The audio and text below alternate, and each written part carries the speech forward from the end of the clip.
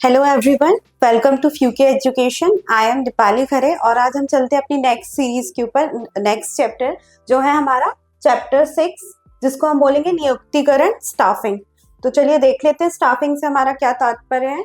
नियुक्तिकरण प्रबंध का प्रशासनिक कार्य, एक एडमिनिस्ट्रेटिव फंक्शन है, थर्ड फंक्शन के रूप में हम इसको देखते हैं, जिसका अर्थ है संगठन में स्थापित विभिन्न पद के महत्व के अनुसार योग्य व्यक्तियों को नियुक्त करना। इसमें हम क्या करते हैं, स्टाफिंग नियुक्तिकरण में चूज करते हैं right person for the right job. तो प्रबंधकीय भाषा में पद और व्यक्ति के सामंजस्य स्थापित करने के लिए, कोऑर्डिनेशन बनाने के लिए पोस्ट और जो व्यक्ति है, पर्सन है, उसके बीच में, तो हम ऐसी क्रियाएं करते हैं जिसको हम नियुक्तिकरण कहते हैं। ये एक प्रक्रिया है जिसके अंतर्गत सही व्यक्ति को सही पद पर हम नियुक्त, choosing the right person for the right job, तो उसको हम नियुक्तिकरण कहते हैं। तो चलिए अब हम इसके एमसीक्यूज की तरफ बढ़ते हैं। एमसीक्यूज में सबसे पहला क्वेश्चन है हमारा, नियुक्तिकरण पद पर व्यय किया गया धन। ठीक है, जो हमने एक्सपेंड किया है, मनी एक्सपेंड किया है जो भी नियुक्तिकरण या स्टाफिंग की प्रोसेस में, उसको क्या बोलेंगे? धन की बर्बादी नहीं। हम उसमें रिक्रूटमेंट, एडवर्टाइजमेंट, बहुत सारी तरह की विभिन्न क्रियाएं करते हैं, तो ये धन की बर्बादी तो नहीं है। आवश्यक है, लेकिन मतलब ये इसके हिसाब से, स्टेटमेंट के हिसाब से सही नहीं हो रहा कि जो हम नियुक्ति पर करण पर व्यय कर रहे हैं धन, उसको हम क्या बोलते हैं? विनियोजन, एप्रोप्रिएशन। एप्रोप्रिएशन वो अमाउंट होता है जो किसी स्पेसिफिक पर्पस के लिए हम रखते हैं कि उस पे हम सम्मिलित करेंगे वो धन, तो उसको हम एप्रोप्रिएशन के नाम से जान रहे हैं। तो ऑप्शन सी इसमें राइट आंसर होगा। इनमें से कोई नहीं, ये रॉन्ग हो जाएगा, क्योंकि हमने ऑलरेडी एक राइट आंसर चूज कर लिया, एप्रोप्रिएशन। जो किसी विशिष्ट योजना के ऊपर हम जो धन लगा रहे हैं उसी को हम एप्रोप्रिएशन करेंगे। तो नियुक्तिकरण पर व्यय किया गया धन को हम एप्रोप्रिएशन करें, क्योंकि हम उसको किसी स्पेसिफिक पर्पस के लिए यूज कर रहे हैं। चलते हैं नेक्स्ट क्वेश्चन की ओर। नियुक्तिकरण है, अब उन्होंने पूछा है कि स्टाफिंग क्या है? संगठन का भाग। हाँ, ये संगठन का भी भाग है, क्योंकि जो पर्सन्स होते हैं जो हम नियुक्त करते हैं वो एक पार्ट होते हैं ऑर्गेनाइजेशन का। कर्मचारी प्रबंध कार्य, हाँ, कर्मचारियों का कार्य है, क्योंकि हम इसमें सही व्यक्ति का चुनाव करते हैं, सही पोस्ट के लिए, सही रिक्त पदों के लिए उनसे उस तरह का कार्य करवाते हैं। प्रबंध का कार्य, हाँ, ये मैनेजमेंट का तीसरा फंक्शन होता है। और ऑल ऑफ द अबव, तो ये सारे ही इसमें इंक्लूडेड है, तो राइट आंसर होगा ऑल ऑफ द अबव। नियुक्तिकरण के अंदर हम संगठन का भाग भी बोल रहे हो, कर्मचारियों को हम कार्य भी दे रहे हैं, और ये प्रबंधन का भी कार्य है, जो प्रबंधक का तीसरा कार्य होता है नियुक्तिकरण। तो ये सारे इसमें इंक्लूडेड होंगे, तो राइट आंसर ऑप्शन डी होगा। चलते हैं थर्ड क्वेश्चन की ओर। कर्मचारियों का प्रशिक्षण, ठीक है, जो हम ट्रेनिंग वगैरह दे रहे हैं एम्प्लॉयज को, वो क्या है?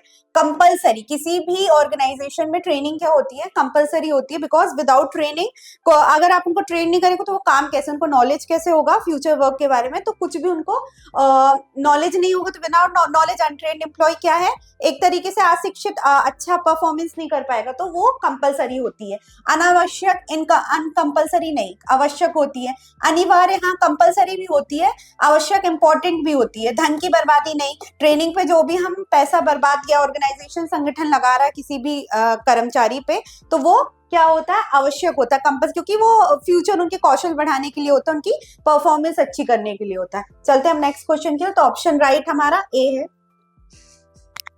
कर्मचारियों के विकास से में सम्मिलित है, ठीक है, जो डेवलपमेंट एम्प्लॉय का, उसमें क्या चीज सम्मिलित है? पदोन्नति। पदोन्नति, कोई प्रमोशन दे रहे हो। स्थानांतरण, स्थानांतरण क्या है? एक जगह से हम दूसरी जगह उनको ट्रांसफर कर रहे हैं, कहीं रिक्तता है, कहीं अधिकता है एम्प्लॉयज की, तो रिक्तता से अधिकता से रिक्तता की ओर, तो हम उनका स्थानांतरण करते हैं। प्रशिक्षण इज ट्रेनिंग, ट्रेनिंग भी जरूरी होती है। तो विकास के लिए उनको प्रमोशन, समय समय पे आप बोनस दे रहे हो, इंसेंटिव दे रहे हो, प्रमोशन दे रहे हो, ऊंचा पद दे रहे हो, तो ये सारे ही इसके लिए जरूरी होते हैं। तो इसका राइट आंसर होगा ऑप्शन डी, ये इसका राइट आंसर होगा, ये सारे इसमें इंक्लूडेड होते हैं। चलते हैं हम नेक्स्ट क्वेश्चन की ओर। विकास का उद्देश्य है, ठीक है, डेवलपमेंट का क्या पर्पस है? तो योग्यता में वृद्धि, हाँ, अगर हम विकास हो रहे, ट्रेंड हो रहे हैं, या किसी तरीके का डेवलपमेंट कर रहे हैं, कुछ अचीव कर रहे हैं, तो हमारी ये कैपेबिलिटी बढ़ा रहा है। श्रेष्ठ निष्पादन, हम बेस्ट अपना दे पा रहे हैं, किसी भी ऑर्गेनाइजेशन में जहां हम काम कर रहे हैं अपना बेस्ट दे पा रहे हैं, बेस्ट एग्जीक्यूट कर पा रहे हैं। पदोन्नति के अवसर, हाँ, प्रमोशन के भी यहाँ पे अवसर खुल जाते हैं, और ये सभी, तो इसमें ये सारी चीजें इंक्लूड होती, ए बी सी, तो राइट आंसर हमारा ऑप्शन डी होगा, जो होगा ऑल ऑफ द अबव। चलते हैं नेक्स्ट क्वेश्चन की ओर। मानव संस्थान प्रबंध में सम्मिलित है। ह्यूमन रिसोर्स डिपार्टमेंट में क्या सम्मिलित होता है? भर्ती, जिसको हम बोलते हैं रिक्रूटमेंट। हम अगर किसी तरह का रिक्रूटमेंट कर रहे हैं, भर्ती कर रहे हैं, मतलब रिक्त पदों को भर रहे हैं, तो वो भी मानव संस्थान क्या है, ये उसका कार्य होता है। एक तरह का डिपार्टमेंट होता है, वो मानव से संबंधित नियुक्तियां करता है। तो उसके लिए सबसे पहले भर्ती, फिर चयन, चयन को हम बोलते हैं सिलेक्शन। क्या बोलते हैं हम? सिलेक्शन बोलते हैं। कि इसमें हम जो सबसे श्रेष्ठ, अभी हमने यहाँ भर्ती और रिक्त पदों के लिए एडवर्टाइजमेंट लिखा है, सिलेक्शन में हम सबसे श्रेष्ठ व्यक्ति को चुन रहे हैं उस पद के लिए। ठीक है। प्रशिक्षण, जब हमने वो व्यक्ति चुन लिया तो उसकी ट्रेनिंग हम करवा रहे हैं, किसी तरह की हम ट्रेनिंग दे रहे हैं। और ऑप्शन डी है ये सभी। तो इसमें ये सभी एक मानव संस्थान प्रबंध के कार्य हैं, जिसमें रिक्रूटमेंट, सिलेक्शन और ट्रेनिंग आपका आएगा। तो ऑल ऑफ द अबव सही आंसर होगा। चलते हैं नेक्स्ट क्वेश्चन की ओर। प्रशिक्षण की विधियां हैं। ठीक है। अब क्या क्या मेथड्स हैं ट्रेनिंग के, ये बताना है।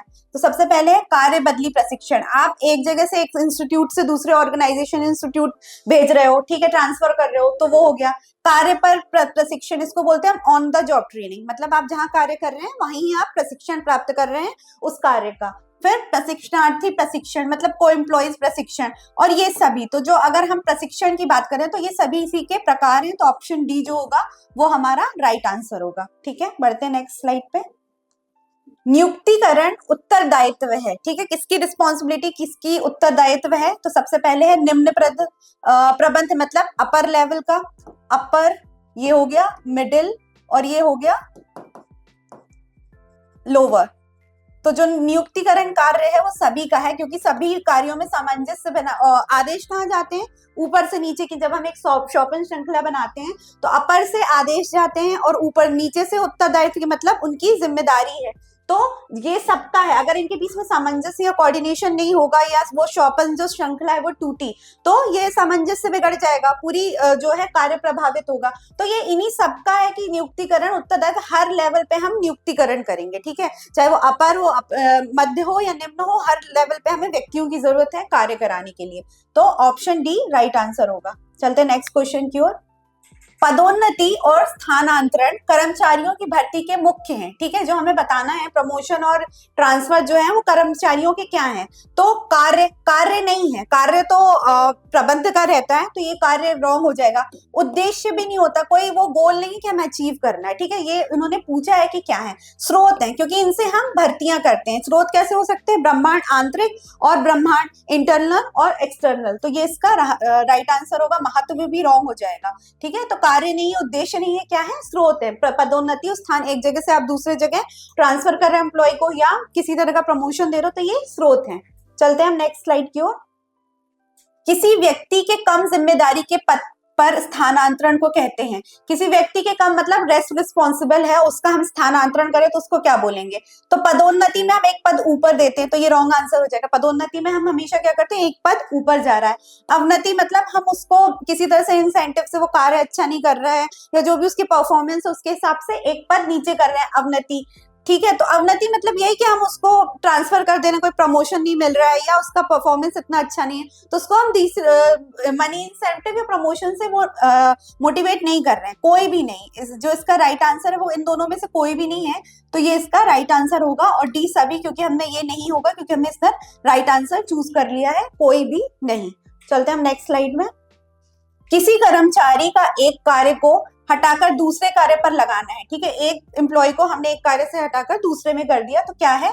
वो हस्तांतरण है। क्या है? कि क्या है, कभी कभी ऑर्गेनाइजेशन में होता है रिक्तियां हैं बहुत सारी, एक डिपार्टमेंट पे एक्सेसिव लोग हैं, दूसरे में रिक्तियां हैं, कमी है, तो हम एक डिपार्टमेंट से उस एम्प्लॉय को लेके दूसरे में ट्रांसफर कर देते, तो उसको हम ट्रांसफर बोलेंगे। त्याग नहीं है, ये सरेंडर नहीं है, दोनों नहीं है। इसमें हमने राइट आंसर चूज कर लिया, इनमें से कोई नहीं भी नहीं है। तो राइट आंसर जिसका होगा ऑप्शन ए हस्तांतरण है, कि हम कभी कभी रिक्तता से रिक्तता की ओर जाते हैं। तो राइट आंसर ट्रांसफर होगा। चलते हैं नेक्स्ट स्लाइड पे। संगठन के जीवन में भर्ती होती है। ठीक है। एक संगठन, ऑर्गेनाइजेशन में रिक्रूटमेंट कितनी बार होता है? तो ये बोल रहे हैं एक बार नहीं। हमें जो मानव संस्थान भी एक रिसोर्स के तौर पे काम करता है, तो बार बार हमें जरूरत पड़ती रहती है। 2 बार नहीं, कभी कभी नहीं, निरंतर। रिक्त जो पद हैं वो लगातार यहाँ पे भर्तियां होती रहेंगी, सिलेक्शन होते रहेंगे, क्योंकि रिक्तता बनी रही, कोई आ रहा है, कोई रिटायर हो रहा है, कोई किसी वजह से छोड़ के जा रहा है। तो ये जो होता है कंटिन्यूस प्रोसेस, रुके रुकेगा नहीं, जैसे प्रबंध एक कंटिन्यूस प्रोसेस है तो रिक्तियां भी, भर्तियां करना भी एक कंटिन्यूस प्रोसेस में आएगा, तो ऑप्शन डी जो होगा वो हमारा राइट आंसर होगा। चलते हैं नेक्स्ट क्वेश्चन की ओर। विकास की विधियां हैं, अब डेवलपमेंट के क्या क्या मेथड से ये पूछा है। पद हेर फेर, मतलब आपने एक पद से दूसरे पद पे ट्रांसफर कर दिए। कार्य का पर विकास, ठीक है, आप कार्य पे कुछ सीख रहे हैं, कौशल बढ़ा रहे हैं, तो डेवलपमेंट हो रहा है आपका, ठीक है। अल्पकालीन पाठ्यक्रम, कोई छोटे मोटे ट्रेनिंग प्रोग्राम्स चलते रहते हैं, वो ये सभी, तो इसमें जो ये विकास में जो विधियां हैं, विकास हम कैसे करते हैं, मानसिक तौर पे और फिजिकल तौर पे भी, कि हमें नीड्स को पूरा करते हैं, मानसिक में हम कुछ अपना कैपेबल नॉलेज बढ़ा रहे हैं, तो ये सारे ही जो मेथड्स हैं वो विकास के हैं, तो राइट आंसर होगा ऑप्शन डी। चलते हैं नेक्स्ट स्लाइड पे। डैश आकस्मिक या बदली श्रमिकों को काम करने के लिए भर्ती का एक बहुत ही उपयोगी स्रोत है, जिन्हें दैनिक मजदूरी के आधार पर मुआवजा प्रदान किया जाता। अब इसमें से हमें फिल इन द ब्लैंक्स पढ़ना है कि एक बदली जो श्रमिकों की हम करते हैं, ठीक है, जो ठेकेदारी पे या उसमें लेबर्स रखते हैं, तो उसमें एक उपयोगी स्रोत बताया है, तो वो कौन सा है।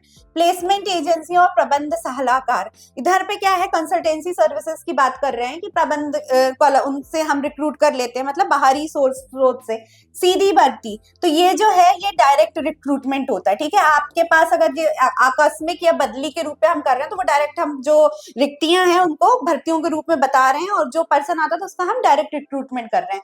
श्रम ठेकेदार, ये नहीं होगा। श्रम ठेकेदारी में क्या कर रहे हैं कि आकस्मिक बदली या श्रमिकों को, तो श्रम ठेकेदारी में जो एक कॉन्ट्रैक्टर होता है वो अपने अंदर एम्प्लॉयज या लेबर्स लेके आता है, तो वो एक तरह का कॉन्ट्रैक्ट होता है ठेकेदार से।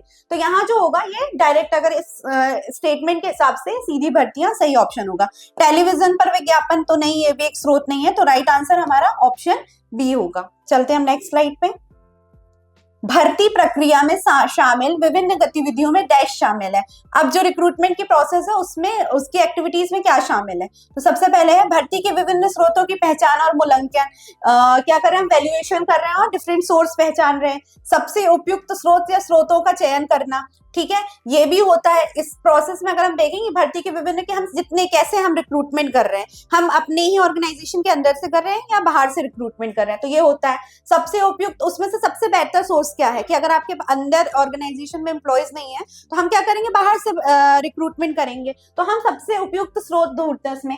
संभावित अभ्यर्थियों से आवेदन आमंत्रित करता है। हम क्या बता रहे हैं, रिक्तियां बता रहे हैं कि इतने इतने पद रिक्त हैं, तो उनके लिए हमने एक एडवर्टाइजमेंट दिया पेपर में, न्यूज़पेपर में, कैसे भी आप दे रहे हो या जॉब पोर्टल्स में डाल रहे हो, और उधर से हमारे पास क्या आ रहा है, आवेदन या एप्लीकेशन आ रहे हैं, तो उसको हम आमंत्रित कर रहे हैं। तो इसमें जो ये होगा ऑप्शन डी इसका राइट आंसर होगा। इसमें उपयुक्त सभी होते हैं, तो राइट आंसर होगा हमारा ऑप्शन डी, उपयुक्त सभी, ये सारे इसमें इंक्लूडेड रहते हैं। So thank you very much for watching. अगर आपको ये एमसीक्यू सीरीज पसंद आई हो तो लाइक करें, शेयर करें, कमेंट करें, जुड़े रहे हमारे साथ very short answer type series के लिए। Thank you very much.